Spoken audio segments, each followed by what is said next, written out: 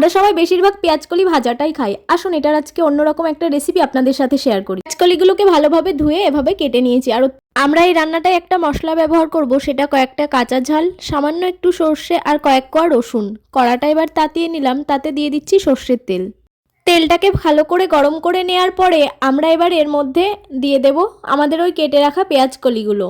এই রেসিপিটা আমাকে আমার মা শিখিয়েছিল। এটা ভাত এবং রুটি দুটোর সাথেই খেতে খুব ভালো লাগে, আর রান্নাটা খুব তাড়াতাড়ি হয়েও যায়। এখন আমরা এটার মধ্যে স্বাদ মতন লবণ আর সামান্য একটু হলুদ দিয়ে ভালো করে নেড়ে চেড়ে নেব। আপনাদের যে মশলাটা দেখিয়েছিলাম, সর্ষে ঝাল আর একটু রসুনের পেস্ট, এটা পেস্ট করে ভালো করে এর মধ্যে দিয়ে দেব। আমি এতে কোনো প্রকার জল ব্যবহার করিনি, বাটনাটাই যতটা জল ছিল সেটাই।